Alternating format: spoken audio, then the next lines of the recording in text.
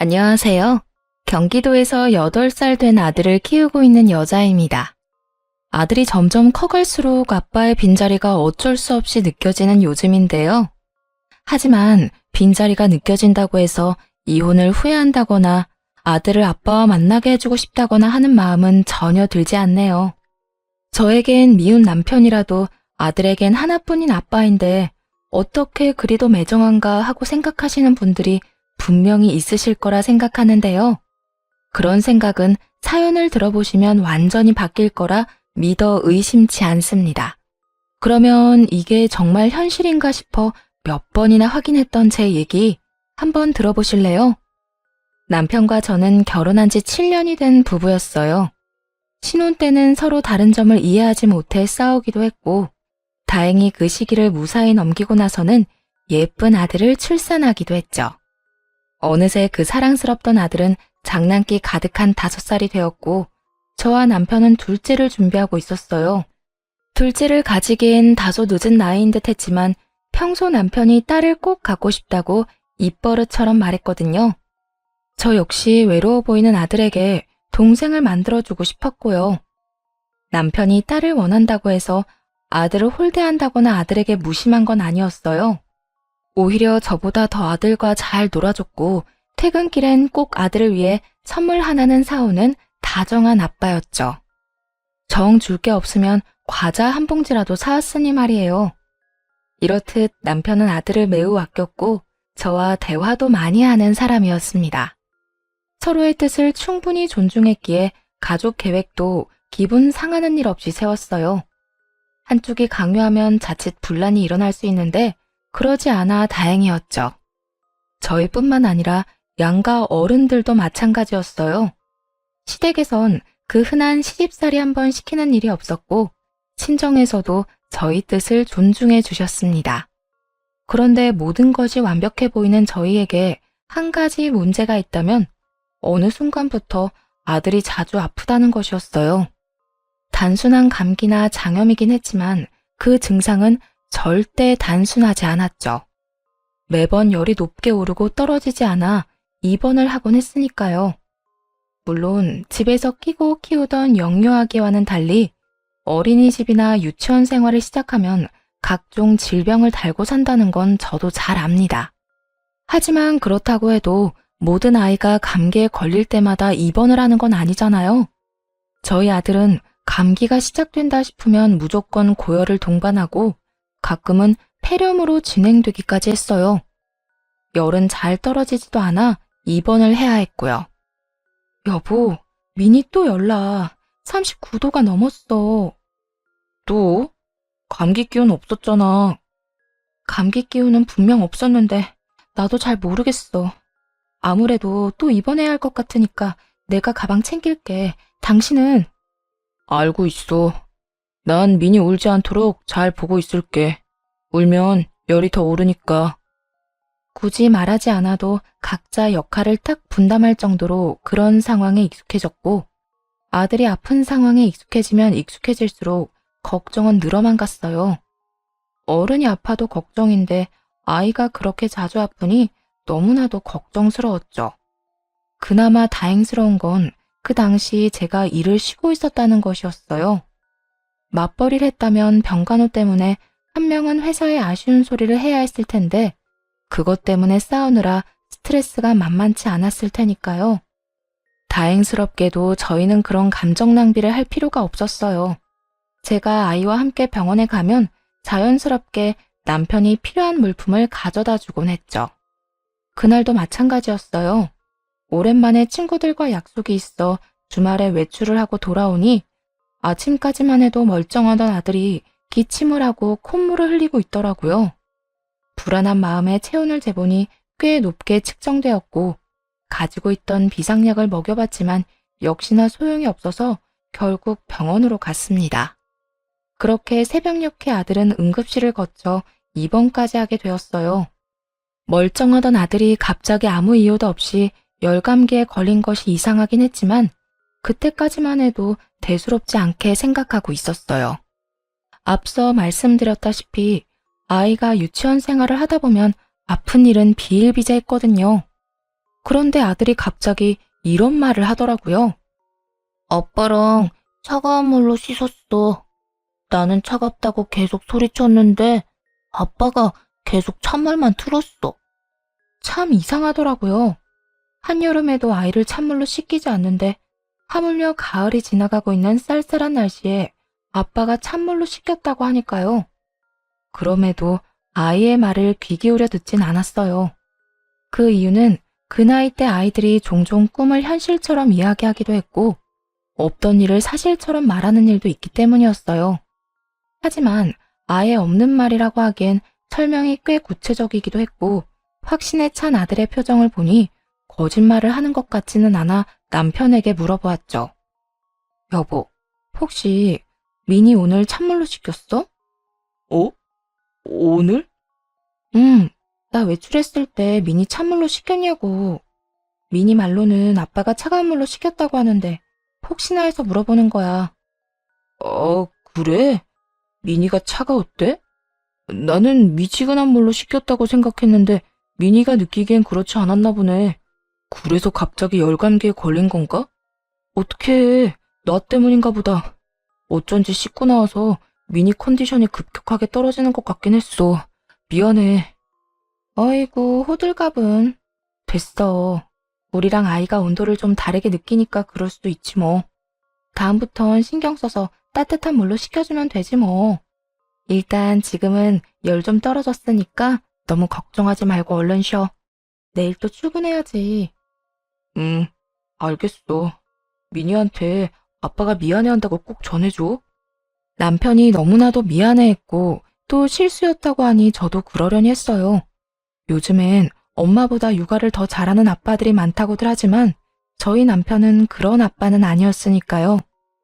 그렇게 시간이 흘러 7일 동안의 입원 생활을 마무리하고 회사에 양해를 구하고 시간을 내 데리러 온 남편의 차를 타고 집으로 향했어요. 집에 도착하니 정성 들여 밥상을 차려놓은 것은 물론이고 대청소를 비롯해 이불 빨래까지 싹 해놓았더라고요. 어머나, 이불 빨래까지 다 한 거야? 이 음식들은 또 뭐야? 당신이 다 했어? 언제 이런 걸 다 한 거야? 언제 하긴 어젯밤에 다 해놓고 잤지. 청소랑 빨래는 틈틈이 해뒀고 아무래도 미니가 면역력이 떨어진 상태니까 집이 청결해야 할 것 같아서 말이야. 어머나, 정말 고마워. 다른 집 남편들은 집을 엉망으로 만들 줄만 알지 치울 줄은 모른다고 하던데. 우리 남편은 뭐든 이렇게나 잘하네. 회사 그만두고 전업주부의 길을 걸어도 손색이 없겠어. 별 말씀을. 당신은 아픈 미니 돌보느라 제대로 먹지도 못하고 잠도 못 자는데 나 혼자만 편하게 지내는 게 너무 미안하더라고. 그래서 내가 할 수 있는 선에서 집안일 다 해놨어. 일단 난 회사에 다시 가야 하니까 민이랑 밥 먹고 푹 쉬어. 저와 아들을 무사히 집에다 데려다주고 회사로 돌아가는 남편을 보며 정말 이런 남편은 또 없겠다고 생각했어요. 시간이 지나고 보니 이런 남편이 없긴 없더군요. 그걸 너무 늦게서야 깨달은 것이 큰 한으로 남기는 하지만요. 하여튼 한바탕 소동이 지나가고 난 후 가정엔 다시 평화가 찾아왔어요. 그런데 그 평화는 그리 오래가지 않았죠. 아들이 한 달도 채 되지 않아 장염에 걸려 또 입원을 하게 되었거든요. 점점 입원이 잦아지고 그 주기도 짧아지니 참 생각이 많아지더라고요. 아무리 유치원에서 이런저런 질병들을 옮아온다고들 하지만 이쯤 되니 아들의 입원이 오롯이 제 잘못이란 생각이 들었어요. 덜컥 겁이나 이런저런 검사를 받았지만 아들에게선 별다른 게 발견되지 않았어요. 그저 제 걱정만 커져가고 있을 뿐이었죠. 혹시나 하는 마음에 아들에게 유치원에서 뭘 먹었는지 물어보니 식단표에 기재된 음식들과 같은 것들만 말하더라고요. 모든 것이 그저 의아하고 걱정스럽던 그 순간 아들의 입에서 너무나도 의심스러운 말이 흘러나왔어요. 그리고 아빠랑 빵이랑 우유 줬어. 그런데 맛이 없었어. 이상했어. 뭐? 아빠가 준 빵이랑 우유가 이상했다고? 아빠가 준 거 맞아? 유치원에서 먹은 게 아니고? 응, 아빠가 줬어. 엄마 몰래 빨리 먹으라고 했어. 밥 먹기 전에 간식 먹으면 안 되는데 민이 예뻐서 주는 거라고. 또 뭔가 이상하더라고요. 평소 아들은 흰우유와 빵을 가장 좋아했는데 그런 아들의 입에서 맛이 없었다는 말이 나오니까요. 거기에다 그냥 맛이 없는 것도 아니고 이상하다니. 다른 사람도 아닌 친아빠가 상한 것을 줬을 리는 없을 거라 생각했지만 이상하게 심장이 두근두근 하더라고요. 씻길 때 물 온도를 잘못 맞춘 거야 실수였다고 할 수 있지만 동시에 상한 우유와 빵을 줬다는 것은 우연이나 실수라고 하기엔 어려우니까요. 그리고 갑작스럽게 아들의 몸이 안 좋아졌던 날들도 떠올랐어요. 높은 확률로 아빠와 둘만 있는 날에 입원을 해야 할 만큼 아팠거든요. 그때부터였어요. 남편이 의심스럽기 시작한 순간이 말입니다. 하지만 이 모든 것은 말 그대로 저의 의심일 뿐이었고 확실치 않은데 아들에게 괜히 아빠에 대한 안 좋은 기억을 심어주고 싶진 않더군요. 그래서 일단 그 순간에는 최선을 다해 말을 돌린 후 아들의 기분을 맞춰주며 병간호에만 신경을 집중했어요. 그리고 아들의 퇴원날이 되었어요. 다른 때와는 달리 남편이 그날따라 회사에 급한 일이 있어 시간을 내지 못한다며 아들과 함께 조심해서 집으로 가 있으라고 하더라고요. 그래서 아들을 데리고 집으로 향하는데 엘리베이터에서 평소 인사를 하고 지내던 같은 동 아주머니를 만나게 되었어요. 어머, 어디 다녀오나 봐요? 아, 네. 애가 아파서 입원했다가 오늘 퇴원했어요. 어머나, 애도 엄마도 고생 많이 했겠네. 그나저나 아들이 몸에 열이 많은가 봐요. 네? 저희 아들요? 네. 저번에 보니까 아빠랑 아들이랑 둘이 산책하러 가던데 날씨가 쌀쌀한데 아들은 민소매 티에 팬티만 입혀 나왔더라고. 내가 깜짝 놀라서 왜 애는 옷 입히다 말고 데리고 나왔냐고 하니까 애 아빠가 아들이 열이 많아서 옷을 잘 안 입으려고 한다던데? 네? 그때가 언제였는데요? 저번이라고 하면 여름이 끝나갈 때쯤이었을까요? 아니, 그때 정도만 됐어도 내가 그런 간섭은 하지 않지. 아마 한 달도 안 됐을 거야. 본인은 외투까지 걸쳤는데 애는 그리 얇게 입혔으니 좀 이상해서 물어본 거였어. 아, 남편은 외투도 걸치고 있었어요? 그래, 그때는 그런가 하고 넘겼는데 아무리 그래도 아이 엄마 만나면 이야기해줘야겠다 싶었어. 날씨가 쌀쌀한데 그 차림은 좀 아니지 않나 싶어서. 왜, 아빠들은 애가 원하면 뭐든 그냥 해주니까 그렇게 입힐 수도 있지만 이런 날씨에 애가 감기라도 걸리면 엄마가 얼마나 고생해? 아, 그렇긴 하죠. 애아빠한테 애가 원해도 얇게 입히면 안 된다고 말해줘야겠네요. 감사해요. 역시나 이상하더라고요. 보통 남자아이들이 이리저리 뛰어다니느라 늘 땀을 흘리고 몸에서 열이나 더워한다는 건 저도 잘 압니다.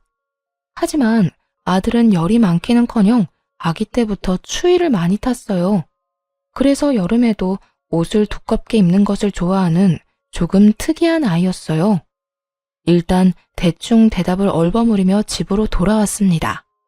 그리고 그간 입원해 있느라 제대로 씻지 못한 아들과 간단히 샤워를 할 때였어요. 세면대 위에 웬 렌즈통이 떡하니 올려져 있는 게 아니겠어요?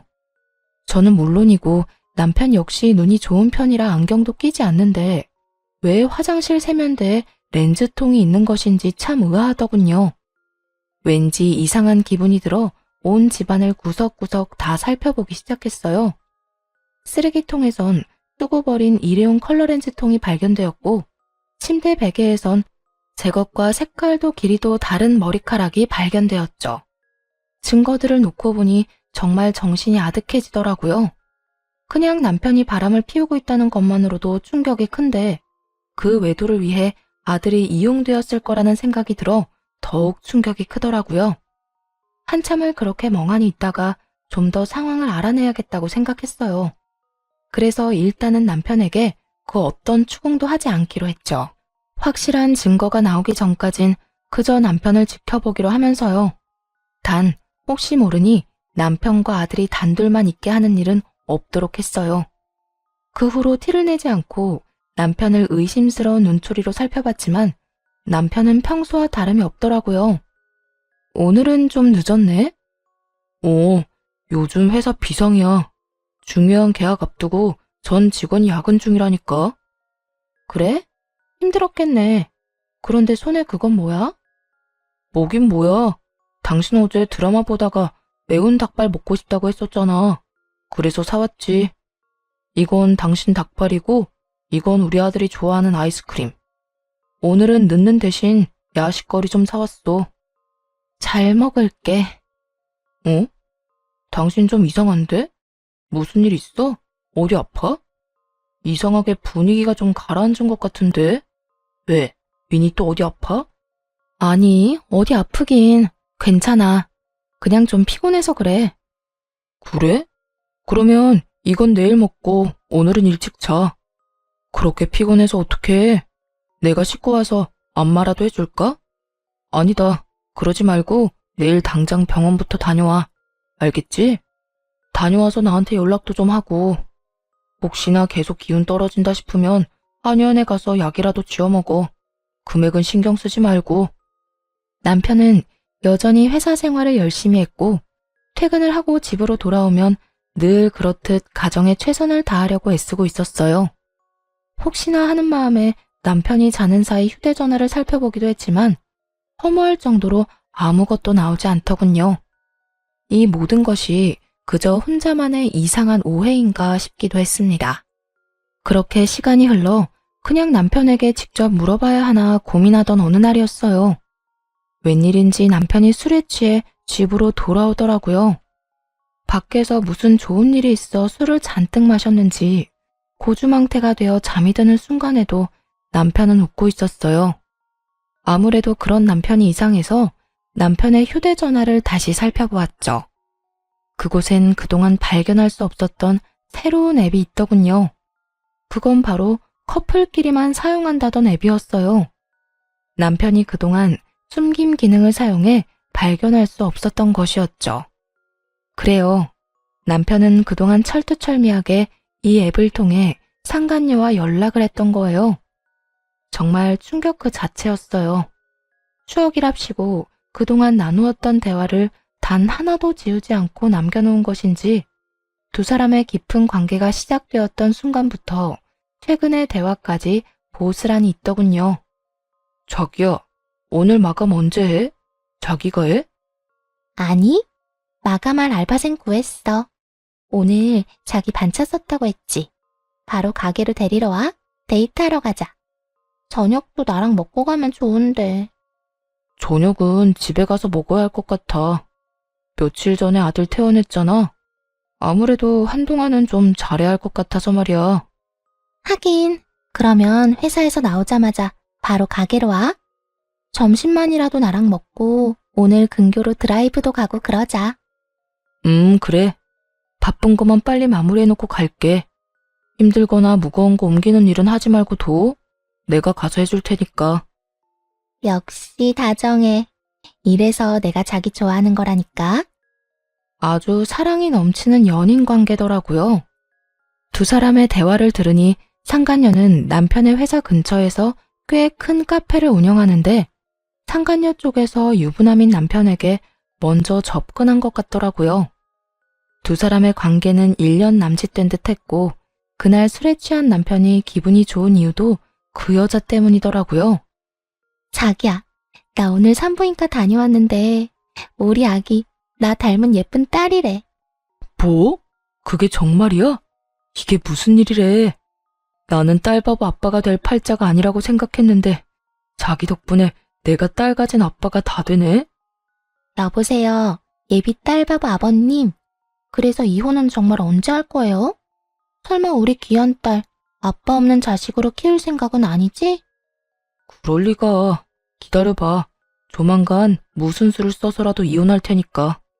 이혼 얘기를 꺼내면 그 여자가 반박은 좀 하겠지만 아들에 대한 모든 권한 포기하겠다고 하면 이혼해 줄 거야. 그래?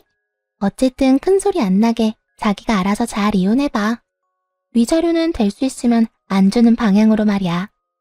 그런 걱정하지 말고 좀 쉬고 계세요. 내가 오늘 일찍 끝내고 가게로 갈 테니까. 네. 상간녀는 임신 중으로 남편이 그렇게나 바라던 딸을 가졌다고 하더군요. 그래서 남편 놈은 기분이 좋아 술에 잔뜩 취해 집으로 들어온 것이었고요. 여기까지만 해도 충격이 큰데 더 큰 충격적인 대화가 고스란히 남아있더군요. 그건 바로 남편이 아들을 일부러 아프게 했다는 것이었어요. 저의 예상대로 남편은 제가 자리를 비울 때면 술을 쓰곤 했어요. 아들이 감기에 걸리거나 배탈이 나도록 말이에요. 아들이 입원해서 저도 함께 집을 비운 사이 남편은 상간녀와 오붓한 시간을 보내려고 외박을 일삼았더라고요. 한마디로 상간녀와 지내기 위해 아들을 아프게 했던 것이었어요. 제일 마지막에 아들이 장염에 걸린 일도 마찬가지고요. 이번에 자기 아들 입원하면 자기 집에서 시간 보내면 안 돼? 사람들 눈 피해서 잘 들어가면 되잖아. 응? 우리 집? 불편하지 않겠어? 불편하기는. 나도 자기가 사는 집이 어떤지 궁금하기도 하고 앞으로 우리가 함께 살게 되면 그 집처럼 꾸며놓고 살 텐데 미리 체험한다 생각하고 한번 보고 싶어서. 왜? 안 돼? 그래, 그러자. 그런데 미니가 태어난 지 얼마 안 돼서 또 감기 걸리게 하면 좀 그럴 것 같은데? 이번엔 감기 말고 장염 걸리게 하면 되지. 애들은 이런저런 병 유치원에서 많이 옮아온다며. 어른들도 조금만 잘못 먹으면 배탈 나는데 애는 오죽하겠어? 이번엔 상한 것 좀 먹여서 배탈 나게 하면 될 거야. 그럼 그럴까? 일단 알겠어. 와이프 없을 때 준비해서 먹여야겠네. 그래. 너무 팍 상한 건 위험하니까 조금만 이상해도 될 거야. 애들은 아무래도 어른보다 면역력이 떨어지니까. 알겠어. 조금 이따가 보자. 퇴근하면서 가게에 잠시 들렀다가 갈게. 대화에서 알 수 있다시피 아들을 아프게 했던 건 남편만이 아니었어요. 상간녀 역시 이 추악한 일에 한몫하고 있었고 그날도 매번 하던 대로 두 사람이 작당을 해 아들에게 해를 끼친 것이었어요. 그 후에는 상간녀의 집이 아닌 저희 가족이 살던 그 집에 머물렀고요. 어쨌든 그 덕분에 상간녀의 흔적이 집에 남게 되었고 남편이 뭔가 수상하다는 의심을 품게 되었죠. 드디어 모든 사실을 직접 확인하고 나니 술에 취해 잠이 든 남편을 가만두고 싶지 않을 만큼 치가 떨려오더군요. 사실 다른 여자에게 미쳐서 저와 이혼하고 싶어하는 그 마음은 이해해요. 물론 화가 머리끝까지 나지만 사람이니 마음이 변할 수도 있다고 생각하거든요. 하지만 아무리 여자에게 미친놈이라고 한들 아들이 주워온 자식도 아니고 자기 핏줄인데 어떻게 그딴 짓을 할 수가 있는지 아무리 이해해보려고 해도 입에서 욕만 나오더군요. 거기에다 상간녀가 딸을 임신했다는 소식을 듣고 자면서도 웃고 있는 꼴이라니 여러모로 그냥 이혼만 하고 넘길 건 아니라는 생각이 아주 강하게 들더군요.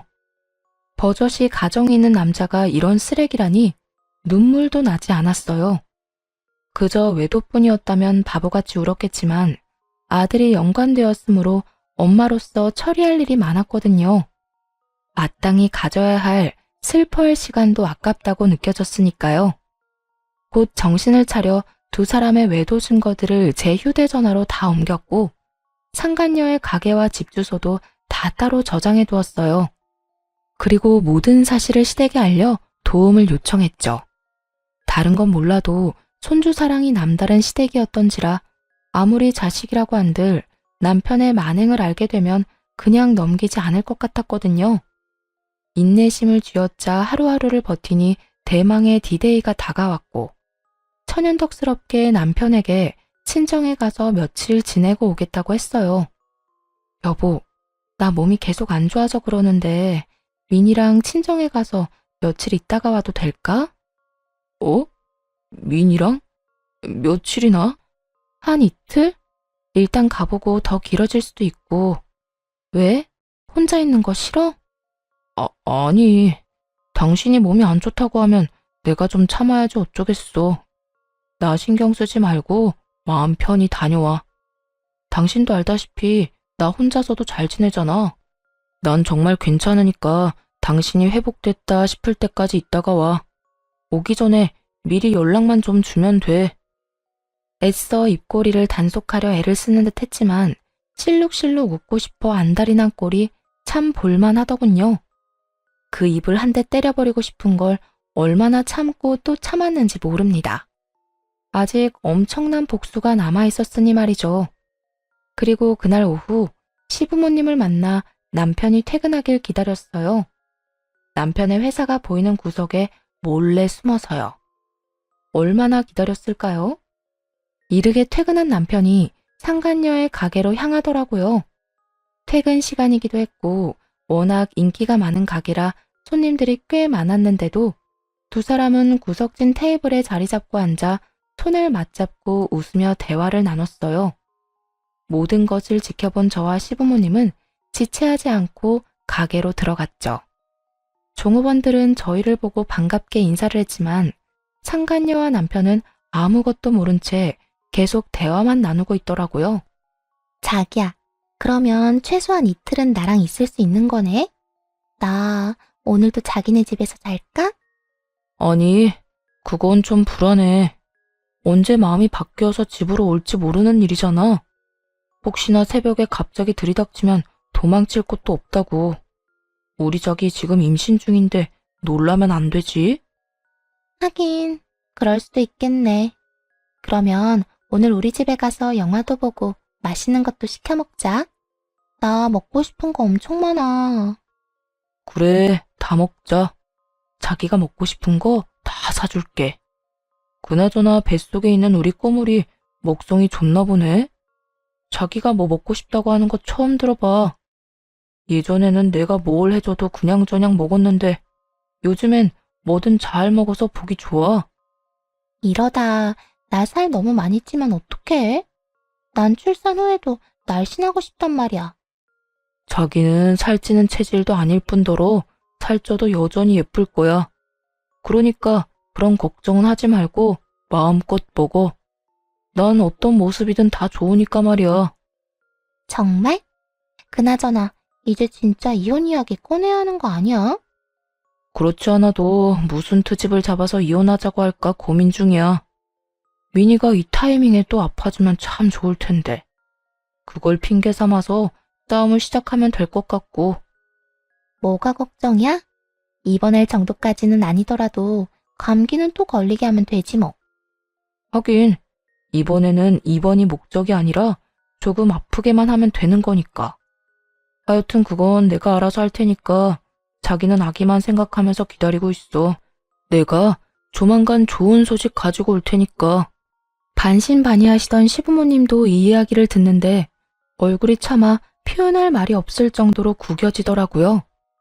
그리고 남편의 입에서 좋은 소식이라는 말이 나온 그 순간 시부가 남편의 뒤통수를 세게 내리치고야 말았죠. 이 미친놈아, 뭐가 어쩌고 좋지? 입원이 목적이 아니라 조금 아프게만 하면 돼. 네가 그러고도 인간이야? 그러고도 아이 아빠라고 할 수 있는 게야? 그러면서 시부는 남편을 향해 호통을 내질렀고 그와 동시에 시모는 상간녀의 머리에 손을 뻗었어요. 이 지옥에서도 안 받아줄 모진 인간 같으니라고. 뱃속에 애까지 있다는 인간이 뭐? 감기 정도는 또 걸리게 하면 돼? 네가 그러고도 엄마가 될 자격이 있다고 생각해? 시모가 거친 손길로 머리를 잡자 영문을 모르는 상간녀는 도리어 큰 소리를 내며 시모를 뿌리쳤어요. 이 노인네가 진짜 미쳤나? 할머니, 노막 났어요? 나 알아요. 다짜고짜 이게 무슨 짓이야? 이거 놓으라고요. 상간녀가 시모를 있는 힘껏 떼어내자 시모는 바닥에 고꾸라지게 되었죠. 그 와중에 자신의 엄마가 바닥에 엎어진 꼴은 또 보기 싫었는지 남편이 화들짝 놀라며 시모를 부축하려 하더라고요. 하지만 시모는 아들의 손길이 닿는 것조차 소름이 끼친다는 듯 뿌리쳐버렸어요. 순식간에 가게 안은 난장판이 되었고 머리를 쓸어올리며 한숨을 쉬어대던 남편은 시부를 향해 묻기 시작했어요. 도대체 어떻게 상간녀의 가게까지 찾아왔는지 말이에요. 아버지, 여기는 어떻게 오신 거예요? 설마 제가 여기 있는 걸 알고 오신 거예요? 그래 이놈아, 다 알고 찾아왔다. 어떻게 인두겁을 쓰고 그딴 짓까지 할 수 있어? 네가 그러고도 인간인 게야? 여기까지 오신 거 보니 다 아시는 것 같아 말씀드릴게요. 네, 그래요. 저 이 여자랑 만나고 있어요. 만난 지는 1년 정도 됐고 집사람이랑 헤어지고 이 사람이랑 결혼하고 싶어요. 바람이나 비운 주제에 태도가 아주 당당하구나. 막말로 제가 죽을 죄를 지은 것도 아니고 사랑이 죄는 아니잖아요. 조광지처 중요하죠. 그런데 사랑하지도 않는 사람이랑 어떻게 평생을 살겠어요. 그러니까 아버지가 같은 남자로서 저 좀 이해해 주세요. 남편은 소름이 끼칠 정도로 태연한 얼굴로 용서가 아닌 이해를 구했어요. 그런 남편의 태도에 시부는 화가 머리끝까지 났는지 외도를 비롯해 그간 남편이 아들에게 한 짓까지 읊어주며 소리쳤죠. 이 녀석아, 외도를 저지른 것도 큰 죄이지만 네가 저지른 더 큰 죄는 따로 있지 않느냐. 아비라는 인간이 족간 여자랑 외박이나 하려고 제 자식을 아프게 해? 그게 인간으로서 아빠로서 할 짓이야? 도대체 여자한테 얼마나 미쳐있으면 그딴 짓을 할 수가 있냐? 아니, 어떻게 제 자식을 그리 아프게 할 수가 있어? 그것도 한 번도 아니고 여러 번을 말이야. 시부가 남편의 잘못을 모조리 말하자 남편은 그제야 상황을 깨달았는지 타시나무 떨듯 떨며 변명을 하기 시작했어요. 아버지, 아니에요. 어디서 무슨 말을 듣고 이러시는지 모르겠지만 정말 아니라고요. 여보, 무슨 말이라도 좀 해봐. 내가 지금 외도를 저지르고 있는 건 맞지만 나 가정에 충실하고 우리 아들한테 잘했던 거 당신도 잘 알잖아. 나도 내가 당신을 잘 아는 줄 알았지. 그런데 아니더라. 당신 우리 미니 감기 걸리라고 일부러 찬물에 씻기고 얇은 옷 입힌 것도 모자라 배탈 나라고 상한 빵이랑 우유까지 먹였다면서? 아니야. 정말 아니라고. 내가 그렇게 쓰레기는 아니야. 남편은 끝까지 아니라는 말만 반복하며 상황을 모면하려 애썼어요. 하지만 도저히 상황이 나아질 것 같지 않자 이번에는 상간녀까지 나서더라고요. 저기 오해가 있으신 것 같은데 일단 앉아서 이야기를 좀 나누시죠? 가게 안에 지금 다른 손님들이 계시기도 하고 다들 너무 흥분하셔서 대화가 안 되고 있잖아요. 우리 자리에 앉고 나서 차분히 이야기해요. 상간녀가 애써 분위기를 진정시켜보려 했지만 소용없는 짓이었죠. 그 말도 안 되는 차분함에 더 큰 분노를 느낀 시모가 소리를 질렀으니까요. 뭐? 흥분? 지금 흥분 안 하게 생겼어? 장가 가서 잘 살고 있는 남의 아들 꼬셔서 불륜이나 저지르는 주제에 뱃속에 애를 가졌다고? 이혼을 빨리 하라고? 그렇게 급했어? 네 자식만 아비 있는 자식으로 키우고 싶었던 것이야? 그렇게 자식한테 아비를 만들어주고 싶었으면 이딴 불순한 만남 자체를 가지지 말았어야지. 어디서 감히 남의 귀한 손자를 아프게 해? 시모까지 나서서 세세하게 잘못을 짚어내니 남편은 더는 변명해봤자 소용없는 짓이란 걸 깨달은 듯 했어요. 그래서 외도 말고 나머지는 절대 아니라고 하던 남편이 무릎을 꿇고 빌기 시작했죠. 아버지, 어머니, 그리고 여보, 정말 미안해. 내가 잘못했어. 난 그냥 이 여자를 너무 사랑해서 그랬어. 너무 사랑하니까 매 순간 함께하고 싶어서 그랬던 것뿐이라고. 참 기가 막히더라고요.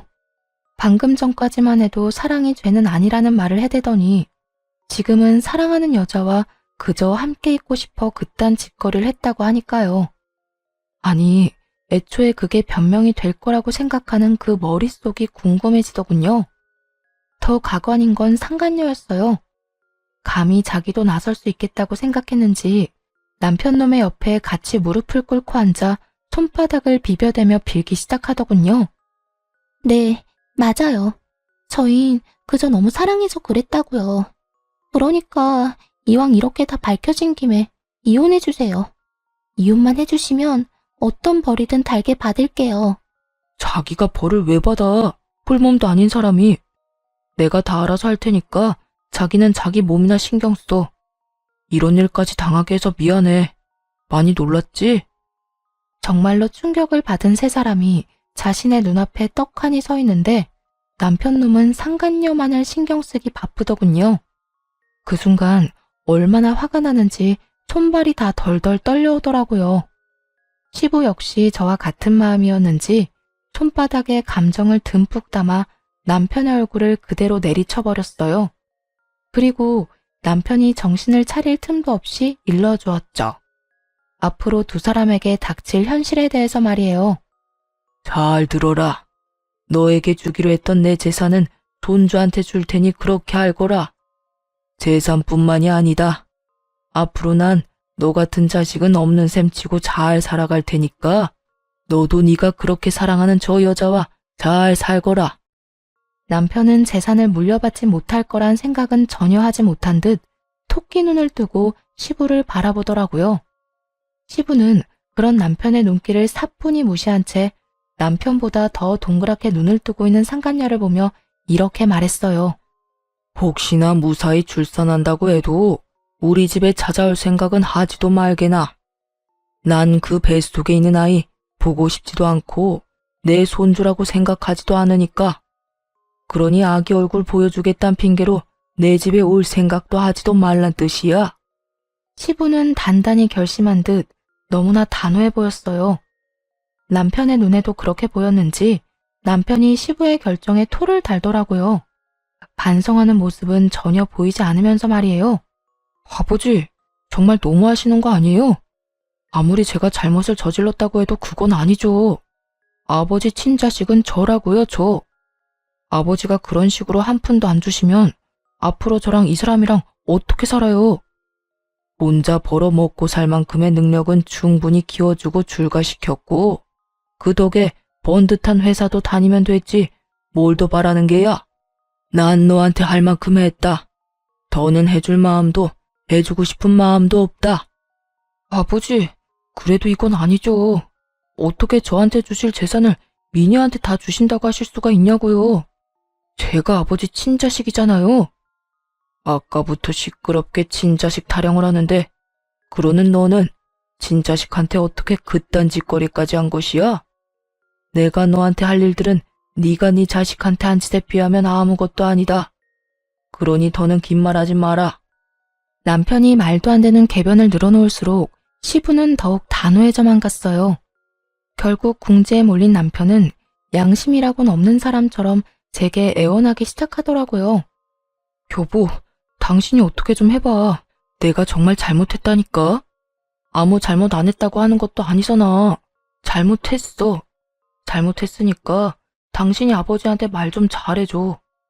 당신이 아버지 재산 미녀한테 안 줘도 된다고 그 한마디만이라도 좀 해달라고. 당신 정말 이대로 가만히 듣고만 있을 거야? 내가? 당연히 이대로 가만히 듣고만 있을 리가 없지. 그렇지. 역시 당신이 양심은 있어. 살짝 떠보자 남편이 기대에 가득 찬 눈빛으로 저를 바라보더라고요. 제 입에서 어떤 말이 나올지도 모르고 말이에요. 한심스럽게도 희망에 찬 눈빛을 날리는 남편을 보는데 어찌나 비웃음이 나오던지 참지 않고 썩은 미소를 날려주며 말해주었죠. 절대 가만히는 못 있지. 네가 내 아들한테 한 짓이 있는데. 앞으로 기대해. 당신이랑 저 여자가 나랑 내 아들한테 한 짓 증거로 다 남겨뒀고 그 덕에 고소는 충분히 할 수 있을 거라고 하더라. 그러니까 두 사람도 준비 잘해두는 게 좋을 거야. 빠져나갈 구멍이라곤 없게 철저하게 준비해서 경찰에도 신고할 생각이니까. 남편에게 하고 싶었던 말을 끝내고 상간녀에게도 할 말을 해주었어요. 아, 그리고 딸 임신했다고 하던데 축하해? 태교 지금부터 잘해야 할 거야. 보니까 우리 아들 괴롭히는 걸 발벗고 도왔던데. 그쪽도 내가 신고할 거거든. 그렇게 되면 소송 준비에 경찰서 오가느라 태교는 꿈도 못 꿀 테니까 미리 마음의 준비 단단히 해두는 게 좋을 거야. 아기 낳아보면 알겠지만 엄마는 꽤 강하거든. 그래서 난 엄마로서 지치지 않고 끝까지 가볼 생각이야. 말이 끝나자마자 남편이 상간녀 옆을 막고 서서 이상한 변명들을 늘어놓더군요. 어떻게 해서든 상간녀를 보호하려고 하는 것 같았어요. 여보, 그게 무슨 말이야. 당신이 무슨 생각하는지 다 아는데 그거 아니야. 이 사람은 그냥 내가 시키는 대로 한 것뿐이라고. 그러니까 나만 괴롭혀. 나한테만 그러라고. 당신도 임신해봤으니까 알 거 아니야. 지금 이 시기가 얼마나 중요한지. 그렇지 않아도 홀몸도 아닌 사람에게 이럴 필요까진 없잖아. 이럴 필요까지 있는지 없는지는 내가 결정해. 당신이 무슨 권리로 나한테 이래라 저래라야? 그리고 아직까지 내 말을 제대로 못 알아듣는 것 같아서 다시 한번 말하는데 나한테 모든 증거가 다 있다니까? 저 여자가 내 아들 아프게 만들려고 했던 것, 당신이 내 아들한테 한 짓, 그리고 나하고 이혼하려고 어떤 계획을 세우고 있었는지까지 전부 말이야. 그러니까 이상한 말로 상황 더 악화시키지 말고 이혼 준비나 잘하고 경찰서에서 부르면 사랑한다던 저 여자 손 꼭 붙잡고 출석이나 잘해. 알겠어? 여보, 진짜 이렇게까지 할 거야? 여보는 무슨 여보야? 내가 이렇게까지만 하는 걸 감사하게 여겨. 지금 내 심정 같아서는 정말 가만두고 싶지 않은데 가까스로 참고 있으니까. 남편이 그제야 저를 붙잡고 애원하기 시작했지만 그 손길이 닿는 것도 싫어 자리를 벗어나 집으로 돌아왔어요. 그 후에도 시부모님은 늦게까지 돌아오지 않으셨는데 알고 보니 상간녀를 닥달해 상간녀의 부모님까지 만나고 오셨다고 하더라고요. 내가 그 여자 부모까지 만나서 다 알려주고 왔다. 당신의 딸이 밖에서 어떤 짓거리를 하고 다녔는지 말이야. 우리만큼 충격이 컸는지 임신한 딸을 쥐잡듯이 잡아대더구나. 혹시나 그 부모의 그 자식이면 어쩌나 했는데 다행스럽게도 부모는 제정신 박힌 사람들인 것 같더구나. 아마 모르긴 몰라도 그 두 사람 어디서도 도움받긴 힘들 거야. 아무리 사는 게 힘들어져도 우리 집은 물론이고 그 집에서도 안 도와줄 테니까. 그러니까 넌 다른 건 신경 쓰지 말고 이혼 잘하고 고소 준비나 잘하려무나. 그래 아가. 넌 다른 건 신경 쓰지도 말고 네가 해야 할 일만 잘하면 된다. 일 처리하다가 힘든 거 있으면 우리한테 말하고. 그리고 재산은 아까 말했다시피 미니한테 물려줄 예정이니 그 돈으로 우리 손자 잘 키우고 너만 건강하게 잘 살면 돼. 그러면서 두 분은 이 상황이 정말 안타깝긴 하지만 여러모로 일이 잘 풀릴 것이라며 저를 안심시켜 주셨어요. 앞으로 도움을 아끼지 않겠다는 말도 해주셨고요. 그렇게 저는 두 분의 도움을 받으며 이혼을 무사히 할 수 있었고 아들을 해한 남편을 경찰에 신고해 무치소 신세를 지게 할 수 있었어요. 상간녀는 자기가 운영하는 가게에서 모든 사실들이 밝혀져 가게 문을 닫게 되었고 저에게 위자료를 주느라 가진 돈도 하나 없이 친정에서 쫓겨났다고 하더군요. 전 남편 역시 부치소 신세를 지게 된 이유가 소문이 쫙 나서 회사에서 바로 잘렸다고 하고요. 시간이 지나 두 사람과 관련된 소문을 들었는데 전 남편은 구치소에서 나와 상간녀와 함께 살림을 차렸다고 하더군요. 죽고 못 사는 둘이서 평생 행복할 거라 생각했을 텐데 오래 가진 않았다고 하고요. 거짓골을 한 두 사람이 신생아를 안고 전 시댁에 찾아왔다고 했으니까요. 우리가 그렇게나 찾아오진 말라 했거늘 갓난아기를 안고 찾아왔더구나. 아기를 앞세워서 찾아오면 우리가 하는 수 없이 받아줄 거라 생각했던 모양이지. 하지만 어림도 없지 암. 길바닥에서 며칠은 나뒹군 꼬락서니를 하고선 찾아왔는데 내 자식이지만 불쌍하기는커녕 통쾌하기까지 했어. 어머님, 혹시 저 때문에 못 받아주고 계신 거면 그러지 않으셔도 돼요. 아무리 큰 잘못을 저질렀다고 한들 하나뿐인 아들이잖아요. 난 이제 아들 없다. 아니, 우린 이제 아들 없다고 생각하기로 했어. 듣기론 그 녀석이 죄취업은 꿈도 못 꾸는 상황이라고 하던데. 고생을 좀 해봐야 자기가 무슨 짓거리를 저질렀는지 잘 알지 않겠니? 우리 집까지 찾아온 걸 보니 그 여자 집에서도 문전박대 당했을 테고. 그딴 짓까지 하더니 꼴 좋다 꼴 좋아. 내심 통쾌하긴 했지만 아무래도 걱정이 되어 용서를 권했더니 전 시모는 단칼에 제 말을 자르며 절대 용서하지 않겠다고 했어요. 제가 말을 얹을 문제도 아닌 것 같아 더 이야기를 꺼내지는 않기로 했습니다. 그 후 수중에 가진 것이 하나도 없었던 두 사람은 빠르게 거짓골이 되어갔고 잦은 다툼을 해대며 곧 이혼할 것 같다는 소식이 들려왔어요. 소식을 전해준 전 시모는 아기가 전 남편의 아기가 아닌 것 같다고 했어요. 전 남편을 하나도 닮지 않은 것은 물론이고 상간녀를 닮은 구석도 없다면서요. 그 소식을 마지막으로 더는 그 인간들의 이야기는 들을 수 없었어요. 앞으로도 이렇게 길을 오가다가 마주칠 일조차 없었으면 하고 바라고 있답니다. 이혼 후 저는 시부모님의 도움으로 작은 가게를 열었어요. 계절은 반복되고 시간이 유수처럼 흘러 3년이라는 세월이 지났네요. 지금은 어느 정도 자리를 잡아 아주 잘 지내고 있어요. 아빠의 자리를 전 시부모님이 대신해주는 덕분에 아들은 제 우려와는 달리 잘 자라주었어요. 모난 구석 하나 없이 사랑 가득한 아이로 크고 있죠. 여전히 전 시부모님들은 아들과 저를 아껴주고 계시고 저 역시 감사한 두 분을 자주 찾아뵈려고 노력하며 지내고 있습니다. 전 남편의 만행을 알고도 막상 이혼하려니 아들에 대한 걱정이 많았지만 아들을 위해 그리고 저를 위해 이혼하고 나니 요즘은 하루하루가 행복하답니다. 물론 전 시댁과 친정의 도움이 없었다면 이렇게 마음 편하게 생활하진 못했겠죠. 하지만 한 가지 확실하게 말씀드릴 수 있는 건 가진 것이 없더라도 저는 이혼을 했을 테고 그 후에 행복했을 거란 것이에요. 그러니 저처럼 힘든 상황 속에서 이혼을 고민하시는 많은 분들, 이혼이 쉽게 결정할 문제는 아니지만 그저 두렵다는 이유로 힘들게 살지는 마세요. 쓰레기 같은 인간과 계속 함께 살 필요는 없잖아요? 저를 보세요. 혼자 아들을 키우면서도 이렇게 행복할 수 있으니까요. 저의 사연은 이제 끝입니다. 긴 이야기 들어주신 모든 분들 감사합니다.